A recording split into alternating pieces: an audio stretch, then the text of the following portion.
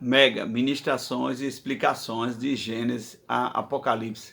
Shalom, querido seguidor do nosso canal Na Pegada de Yeshua. Estou muito feliz que hoje nós estamos concluindo o capítulo 6 de Gênesis, um capítulo polêmico, mas um capítulo cheio da graça de Deus, do amor de Deus. E você que tem sido abençoado, você que gosta de mergulhar na palavra de Deus, buscar a origem, o original hebraico, e você que gosta também de buscar uma revelação no profundo da palavra de Deus, você me apoia aí, dando seu like, você me ajude aí, deixando o seu joinha, compartilhando, comentando, compartilhe com um grupo de relacionamento, compartilhe aí o link desse vídeo que você vai dar relevância ao canal e ao projeto Mega, não é você que gosta de ver pessoas sendo edificadas na palavra, então eu conto com a sua boa vontade.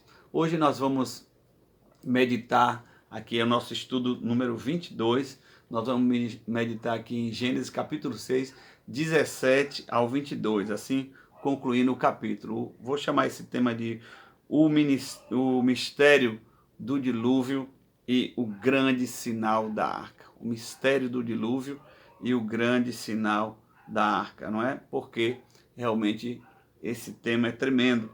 E eu vou ler aqui o capítulo final, passagem final, apenas 6 versos, e preste atenção que é muito, muito tremendo, muito interessante. Verso 17 do capítulo 6. Porque estou para derramar águas em dilúvio sobre a terra, para consumir toda a carne em que há fôlego de vida debaixo dos céus. Tudo o que há na terra perecerá. Contigo, porém, estabelecerei a minha aliança, ou o meu pacto. Entrarás na arca, tu e teus filhos, e tua mulher, e as mulheres dos teus filhos. De tudo que vive, de toda a carne, 2 de cada espécie, macho e fêmea, farás entrar na arca, para os conservares vivos contigo.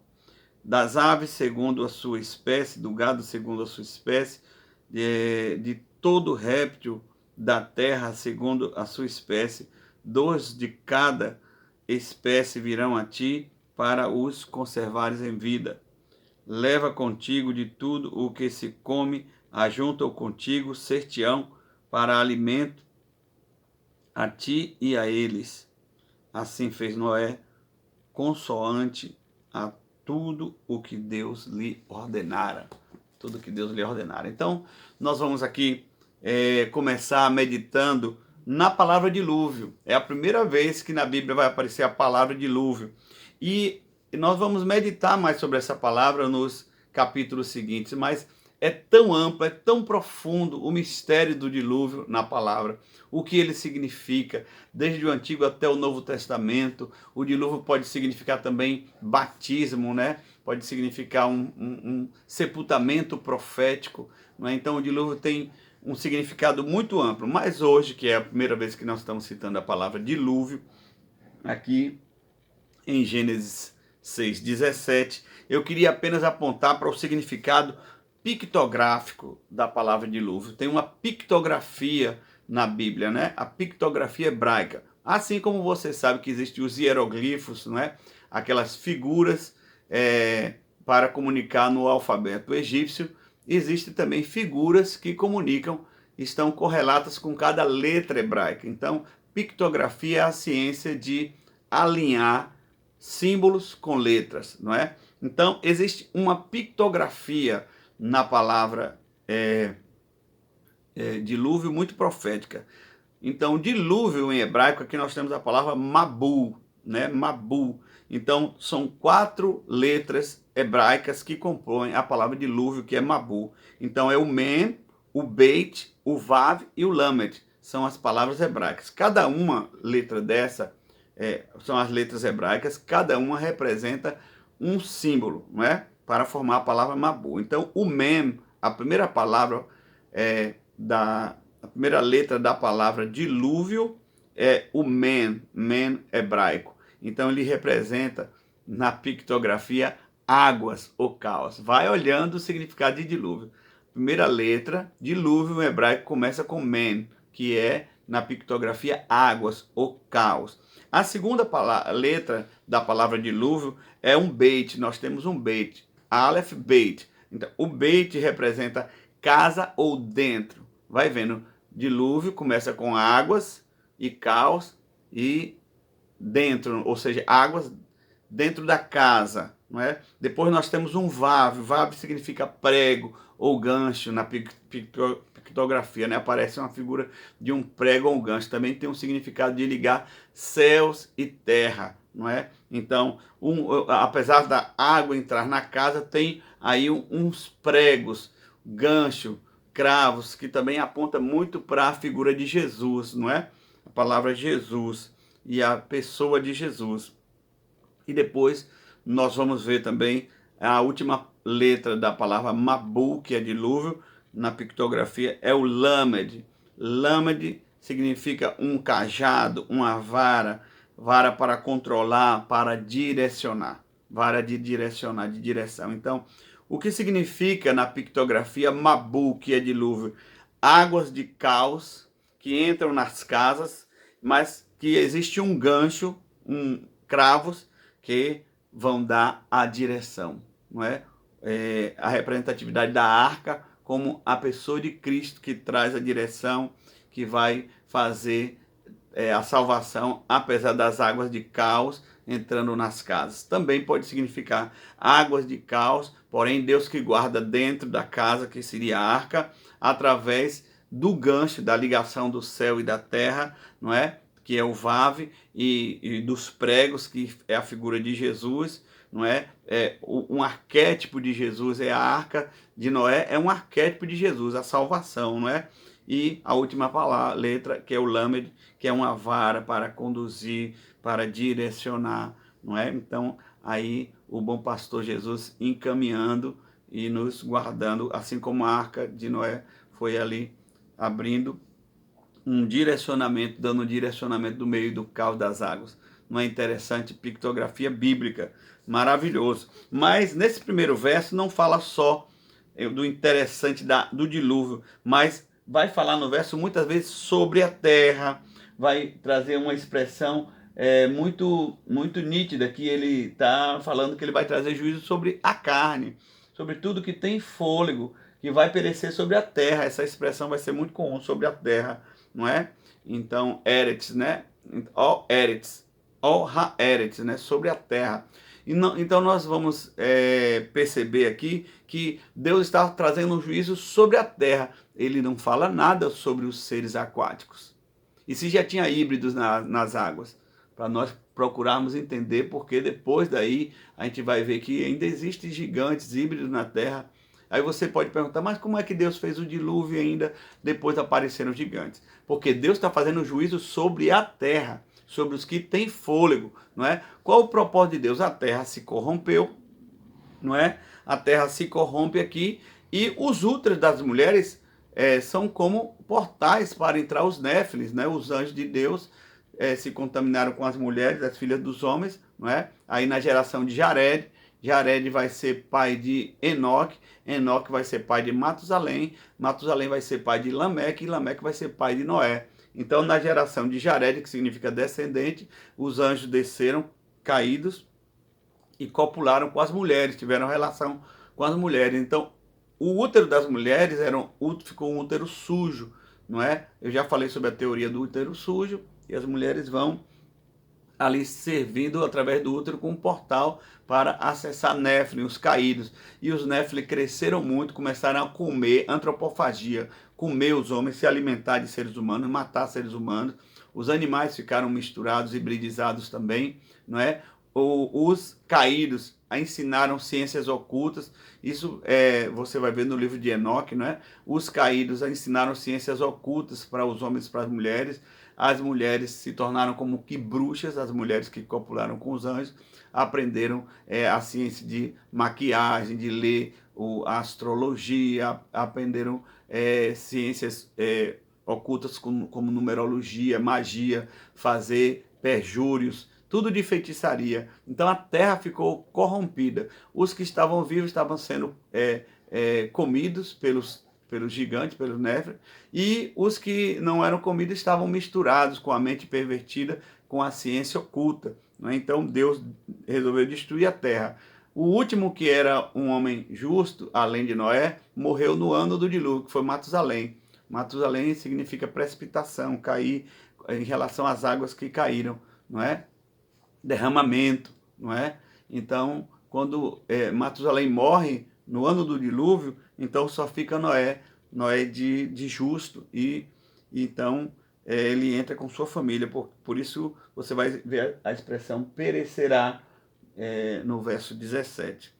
Depois nós vamos ver aqui no verso 18 o pacto que Deus fez com Noé. É bom chamar a atenção que o texto diz que Deus faz uma aliança com Noé. Contigo, porém, estabelecerei a minha aliança. Não diz nada que Deus fez aliança nem com Sem, Cã e Jafé, os filhos de Noé, nem com suas mulheres e nem com a esposa de Noé.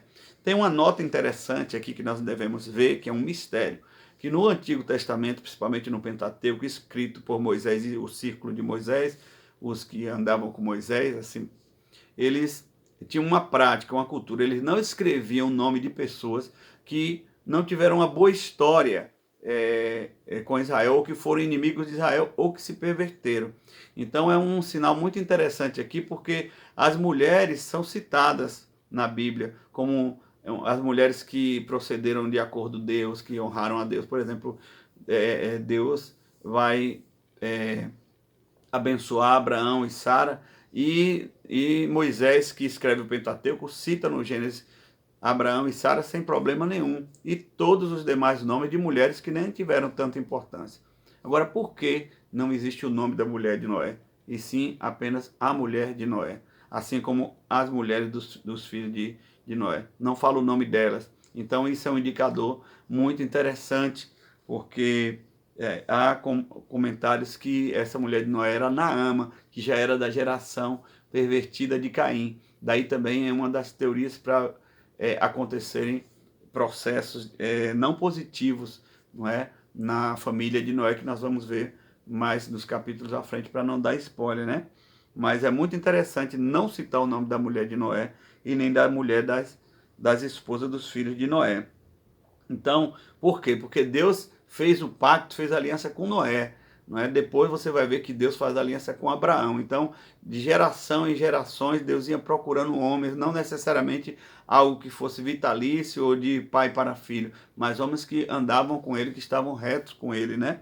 Então, é muito interessante a gente notificar isso. Um outro aspecto que a gente deve perceber aqui, no verso 19, ele vai falar Deus fala para Noé conservar os seres vivos. Essa expressão conservar aqui no hebraico é o radical rehayá. O rehayá, o conservar vivo aqui, tem um significado muito lindo, porque não é apenas preservar. A palavra preservar é um dos significados, mas tem muito significado relacionado a ressuscitar, não é?